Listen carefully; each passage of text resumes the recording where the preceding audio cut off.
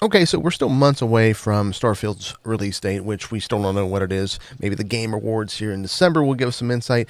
But what I keep seeing all over the internet is the comparison to No Man's Sky. Now, I am a huge veteran of No Man's Sky. I've played it since it was first came out on the PS4, and then obviously went to multi-platform. And I fell in and out of it until the expansions started rolling out, where you could see that the creators of No Man's Sky, after much feedback from the community, finally delivered on what they said they would do. They put in the effort, they made excellent expansions, and it's one of the few games, especially survival games, that actually got me so enthralled with it that anytime a new update came, I would grind and grind and grind to do whatever needed to be done for base building or just to have fun and find your own universe to live in.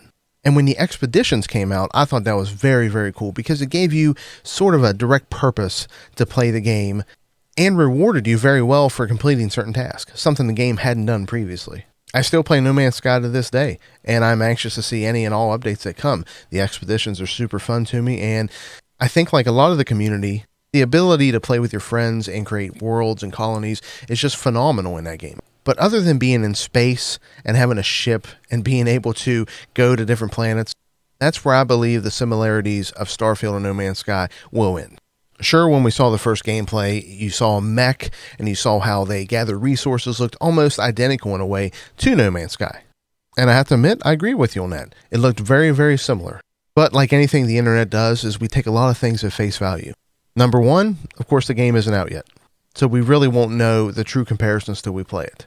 Number two, you can tell that the graphics are on another level with Starfield. I mean, No Man's Sky, when you look at that, when you look at the worlds, the color, you know you're playing No Man's Sky. And more so, you know that when you land on a planet, you kind of know what to expect. Harsh conditions, maybe some volatile animals. And you're there to collect a bunch of plant life and resources so that you can upgrade a ship or make a product to upgrade something else. Now with Starfield, you know the main difference is going to be this, the story. Like any Bethesda game, you're going to see a huge story-driven project. I mean, we know the main campaign without any side quest, according to Todd Howard, is roughly 30 to 40 hours. And we know that that's 20% larger than the previous games. And I can tell you wholeheartedly with Skyrim, when it came out in 2011, I was blown away by the side quest system and how thorough everything was. At the time, I remember the side quest had a special type of program where you could do all the side quests you could find, but they would constantly regenerate similar quests so that you always had something to do. That was the first time anything like that had ever happened, and it was amazing. So I think it's very important that we keep an open mind here that this will not be like No Man's Sky. In essence, No Man's Sky at its core is a survival game. We know that. We know based on the materials we collect and the purpose we are driven to in that game. But of course, none of this is set in stone until we actually play the game.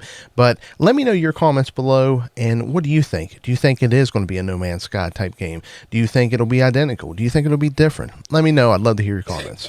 And as always, if you like this type of material and this content, give me a like or a comment or a subscribe below. Let me know how I'm doing. Always love to hear feedback. And until next time, travelers, take care.